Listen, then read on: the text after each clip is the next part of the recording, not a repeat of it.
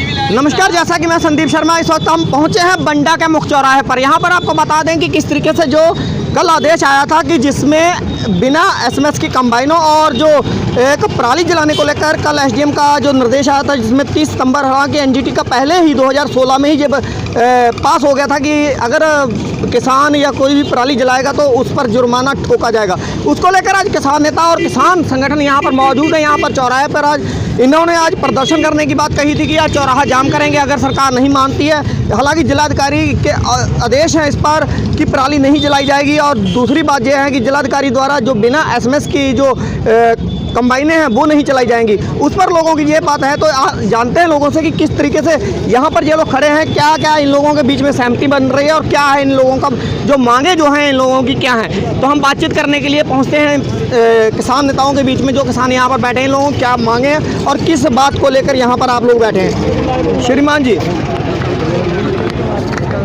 शर्तों को लेकर आप लोग यहाँ पर चौराहे पर बैठे हैं। सर, हमारे मेन मुद्दे हैं धान की बिक्री।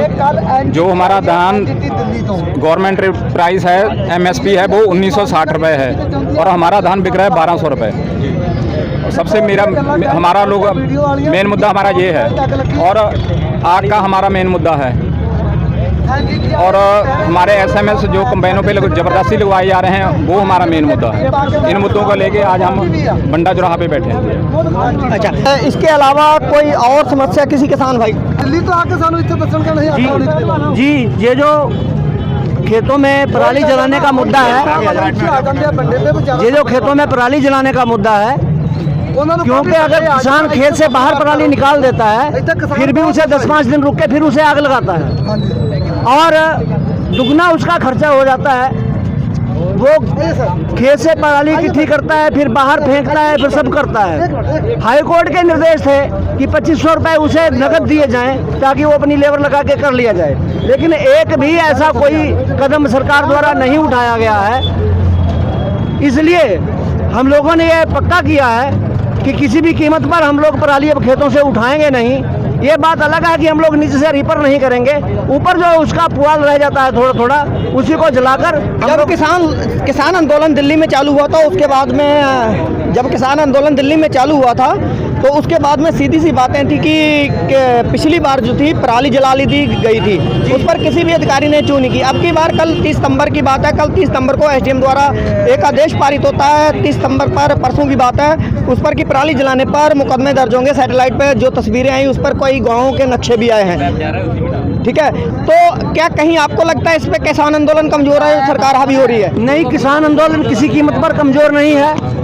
हरियाणा और पंजाब और पश्चिमी सभी उत्तर प्रदेश सभी जगह ही और यहाँ भी कहीं पर भी आंदोलन कमज़ोर नहीं है। लेकिन ये है कि वहाँ की जो सरकारें हैं उन्हें कोई आपत्ति नहीं है और हमारी जो टीम आ रही है उन्हें यह नहीं दिखाई देता कि यहाँ से लेकर दिल्ली की वो बात करते हैं। दिल्ली से यहाँ तक कितने ज़िले पड़ते हैं, उनमें किसी में धुआं नहीं पहुंचता, लेकिन सीधा यहाँ से धुआं उड़ के पूरा दिल्ली में पहुंच जाता है। तो ये एक बहुत बड़ा है। सिर्फ किसानों को तंग करने के लिए भाजपा शासन जो है ये ऐसा कर रहा है। वो जहां पर भी सोच रहा है कि कहीं पर ये जो आंदोलन है ये पनप ना पाए और सरकार की किरकिरी ना हो पाए, ऐसा इन लोगों का उद्देश्य है। सिर्फ किसान को तंग करना, किसान को बर्बाद करना, हम लोग समझते हैं कि ये इस सरकार का उद्देश्य है। जैसा कि कल हम मंडी में पहुंचे थे, कल जिलाध्यक्ष भूपेंद्र सिंह गिल भी वहां मौजूद थे। कल किस तरीके से यहाँ पर जो बातें हुई थी कि 1 तारीख से जो धान की जो बिक्री है वो शुरू हो जाएगी, 1 तारीख से क्रय केंद्र खुल जाएंगे, सब कुछ चालू हो जाएगा। कल हम लोगों ने खबर भी लगाई थी, कल उस पर हम लोग लाइव थे, भूपेंद्र जी के साथ लाइव थे कि देखा था कि वहाँ पर कोई भी मशीन सरकार द्वारा मुहैया नहीं दी हुई। तो क्या आपको क्या लगता है कि सरकार क्या सिर्फ किसानों को बहला रही है क्या? देखिए जी, मैं कल भी बता चुका हूँ कि सरकार मात्र अगर पूरा रेशियो निकाल के बताए तो मात्र 6% धान खरीदती है। मैंने कल भी मुद्दा उठाया था एसडीएम के सामने कि 1100-1200 को लूट हो रही है किसानों की। लूट किसी को नहीं दिख रही, क्रय केंद्र लग गए हैं नाम के, कोई उसके ऊपर तौल नहीं हो रही। उसके बाद में फरमान जारी है 50 कुंटल वाला, हमें मंजूर नहीं। उसके ऊपर से और फरमान आ गया कि आप कंपाइनर नहीं चला सकते बिना एसएमएस के, आप पराली नहीं जला सकते। देखिए सभी बातें हम क्या इसकी सरकार की मानते रहेंगे? तो इससे साथ सरकार हमें गोली मरवा दे, गोली चला दे। एक बात है, खत्म कर दे। बिल्कुल एक बात है, जैसा कि सभी जो मंडी जो आड़ती हैं वो अपनी एक रेट सीमा तय कर लेते हैं, हम 1300 से 1400 में नहीं खरीदेंगे, इससे बढ़कर नहीं खरीद पाएंगे। क्या किसान के पास ऐसी कोई पॉलिसी है कि किसान कह दे कि हम 1800 से ऊपर नीचे नहीं बेचेंगे? देखिए किसान बेचारा, किसान क्या करेगा? किसान के पास पॉलिसी तब आती है अगर केंद्र सरकार क्रय नीति दे देती है किसान को। क्रय नीति सफल नीति है। आप देखते हो पंजाब में, हरियाणा में बिना MSP के नीचे कभी भी मंडियों में धान की क्रय नहीं हुई। अगर क्रय नीति आ जाती है तो वही एक समस्या का हल है, नहीं तो ऐसे औने पौने दाम में लूटता रहेगा। मैं कहता हूँ शासन प्रशासन क्यों सोया हुआ है? शासन प्रशासन पूछे आज प्राइवेट से, मिलों वालों से, आज आड़ती से कि आप किसान को क्यों लूट रहे हो 1200-1300 में, 1100 में? क्यों नहीं पूछता प्रशासन? किसान के ऊपर दबाव बनाया जा रहा है कि आप पराली ना जलाओ, वो दबाव उनके ऊपर भी तो बनाया जा सकता है। क्यों नहीं दबाव बनाया जा रहा? तो ये इस करके सरकार चाहे तो हर समस्या का निदान है, सरकार नहीं चाह रही है। सरकार नहीं चाह रही किसान खेती करे, सरकार नहीं चाह रही किसान के पास खेती रहे। सरकार चाह रही 3 काले कानून आके तो इसको बेदखल कर दिया जाए, खेती से किसान को मजदूर बना दिया जाए, बंधुआ मजदूर बनाना चाहती है सरकार। इसमें यह सबसे बड़ा कारण है रोड बना हुआ। चलिए ऐसा है कि अगर कानून जो तीनों कृषि थे अगर उन्होंने लागू किए थे तो लागू भी नहीं हुए, जब तक आंदोलन चल रहा लागू भी नहीं हुए। ऐसा नहीं कह सकते कि लागू हो गए हों, लागू नहीं हुए। उसके बावजूद भी सरकार का जो रवैया अभी बिहार में लागू हो चुके हैं। बिहार की सारी मंडियां बंद हैं, बिहार की सारी मंडियां बंद हैं। बिहार में ये कानून लागू हो चुके हैं। बिहार में 600-700 कुंटल, हरियाणा में 600-700 कुंटल प्रति कुंटल बेचने को मजबूर है और सभी किसान बेचारा पंजाब में जाके मजदूरी कर रहा है। 20 एकड़ वाला किसान भी मजदूर बन गया है और 10 एकड़ किसान भी मजदूर बन के जाके पंजाब में मजदूरी कर रहा है। क्या इस हिंदुस्तान का एक बड़ा ढांचा जो है 70-65% जो किसान एक कृषि आय से जुड़ा हुआ है, जिस दिन ये नीति आ गई 65% किसान मजदूर हो जाएगा। देखिए आज इस देश में सबसे बड़ी समस्या क्या है? 65% मजदूर किसान तो सस्ता अपना अनाज उपजा के सस्ता बेच के दुखी है और 65% जनता इस देश में महंगा खरीद कर दुखी है। मात्र 1-2% जो लोग हैं बीच में जो VIP बने घूम रहे हैं वो ही देश चलाएंगे। कैसे देश चलेगा? जहाँ जिन प्रदेशों में किसानों की संख्या कम है या किसान फिलहाल कृषि प्रधान देश में किसानों की कहीं संख्या कम नहीं है, लेकिन जहाँ मुझे लगता है कि किसान आवाज़ उठाने वाले कम है, वहाँ लागू होते जा रहे हैं कानून। ये कहना देखिए यही तो मैं कह रहा हूँ कि बिहार में देखिए, बिहार में तो आज दुर्दशा कर दी इन्होंने। सरकारी मंडी को ही नहीं और 600 रुपये कुंटल को धान बिकने को मजबूर, किसान वहाँ का मजदूर बनकर रह गया, वही बंधुआ मजदूर पूरा परिवार लेके पंजाब में पड़ा है, रोडों पे पड़ा है। तो मैं कहता हूँ कि जिस दिन ये नीति आगे पूरे तरीके से लागू जो हो रहा है, ये अंदर लागू कर रहे हैं। आज आपको पता है क्रय केंद्र बंडा मंडी में लगे हैं, मात्र 5% ही धान तुल पाएगा किसानों का, बाकी लूट हो रही है 1100-1200 में। वो इनको नहीं दिख रहा, किसान की पराली का धुआं दिख रहा है इनको। बिल्कुल बहुत ही जायज़ बातें हैं यहाँ पर जो कही गई हैं कि किस तरीके से जो पराली का धुआं है वही किसान का दिखाई दे रहा है, जो 1100-1200 रुपये में आड़ती है और मंडी राइस मिलर्स है जो खुलेआम किसानों पर डाका डाल रहे हैं। किसानों की खुलेआम जो उनकी मजबूरी का फ़ायदा उठाया जा रहा है, उस पर सरकार को नहीं दिखाई दे रहा। सरकार सिर्फ अगर दिखाई देता है सरकार को सिर्फ किसानों का धुआं, तो इस पर। और दूसरी बात यह है कि अगर SMS की बात थी तो कंबाइनों पर जिलाधिकारी के द्वारा आदेश पारित हुआ था कि बिना SMS के कंबाइन नहीं चलेगी।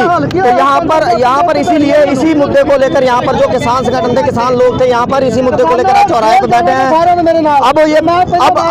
इनकी रणनीति और उसके बारे में जानते हैं, रणनीति के बारे में सर जानते हैं। अगर जो SMS वाली जिलाधिकारी वाली और पराली की जिले में जहाँ शाहजहाँपुर डिस्ट्रिक्ट की बात करूँ, अगर मैं यहाँ पर अगर ये चीज़ों आप लोगों के मुताबिक नहीं होती तो क्या करेंगे? देखिए मेरी सुनिए बात, मेरी मशीन आज कंपाइन पंजाब में चल रही है बिना SMS के। वहाँ ना तो SMS चल रहा है, परालियों को आग भी लग रही है। दिल्ली सरकार कहती है, उसकी NJT कहती है कि दिल्ली में धुआं आता है पराली का। आपके डिस्ट्रिक्ट शाहजहाँपुर से अगर मैं बात करूँ, शाहजहाँपुर, बरेली, रामपुर, मुरादाबाद, संभल, आपका बदायूं, बुलंदशहर, उसके बाद में मेरठ के बाद में आपका आता गाजियाबाद, उसके बाद में नोएडा। वहाँ पे आपका प्रदूषण क्यों नहीं जा रहा, दिल्ली में क्यों जा रहा है? और वो प्रदूषण जो जैविक प्रदूषण है मात्र 3%, और जो आपका अनागर सिंथेटिक वो वाला आपका प्रदूषण फैक्ट्रियाँ निकाल रही है जिससे सबसे ज़्यादा सेहत कर रही है, उसके ऊपर कोई रोक नहीं एनजीटी की। क्या किसानों को मूर्ख बनाने को रह गया? किसानों को दबाने को रह गई नीति इनके लिए? जैसे केंद्र सरकार की एक काली नीति है, केंद्र सरकार को आगाह करना चाहते हैं। अगर ये काली नीति ना वापस हुई, उत्तर प्रदेश में किसान सड़कों पे आएगा, अपनी नीति वापस ले लें। क्या कह रहे हैं? हम कह रहे हैं किसान का धुआं और प्रदूषण इन्हें दिख रहा है, और इन्हें वायु प्रदूषण दिख रहा है, ध्वनि प्रदूषण नहीं दिख रहा है, रेडिएशन नहीं दिख रहा है। जो 5G इन्होंने लॉन्च कर दिया अडानी अंबानी ने, वो नहीं दिखाई दे रहा है क्या? मर गई और जिससे लोग बीमार पड़ रहे हैं, रेडिएशन फैल रहा है, इतने चिड़िया इतने पशु पक्षी मर रहे हैं, उसका जिम्मेदार कौन है? सरकार नहीं है उसकी जिम्मेदार। चलिए, अब जैसा कि हमने बात की थी, यहाँ पर ये भूपिंदर सिंह गिल थे, जहाँ पर ये चड़ूनी ग्रुप से भारतीय किसान यूनियन के जिलाध्यक्ष थे, और भी किसान यहाँ पर मौजूद थे। उन लोगों से भी हमारी बात हुई किस तरीके से कि किसान के साथ जो दोहरी रवैया अपनाया जा रहा है कि एक तरफ राइस मिलर हैं, उन्हें डाका डालने के लिए सरेआम खुली छूट है 1200-1100 में। किसान मजबूर है, किसान को तो धान बेचना है क्योंकि उसके पास रखने की जगह तक नहीं है, और अगर जगह नहीं है तो किसान मजबूरी में धान कहीं ना कहीं तो बेचेगा। तो इसको लेकर आज जो किसानों की दुर्दशा हो रही है, किसानों के साथ सबसे अगर बात करूं तो सबसे मजबूत देश का जो अर्थव्यवस्था में भी मजबूती प्रदान करने वाला और सबसे मजबूत डंडे में भी हर तरीके झंडे में मजबूती देने वाला किसान आज किस तरीके से अपनी बदतर जिंदगी पर रो रहा है, खून के आंसू बहा रहा है। ये आप लोगों की तस्वीरों के सामने है कि रोज कोई ना कोई किसान की जो है, रोज कोई ना कोई रणनीति जो है सरकार की किसानों के विरुद्ध लागू हो जाती है, जिससे किसान आए दिन परेशान हो रहा है, आए दिन जो धरना प्रदर्शन करने पर बाध्य हो रहा है। आखिर सरकार की जो मंशा है आखिर है क्या? यही इन्हीं बातों को लेकर हम यहाँ मैदान में यहाँ बात कर रहे थे कि किसानों के साथ ही क्यों ऐसा हो रहा है, इंडस्ट्री जो बड़ी जो उद्योग हैं उन लोगों के साथ क्यों नहीं हो रहा है ऐसा।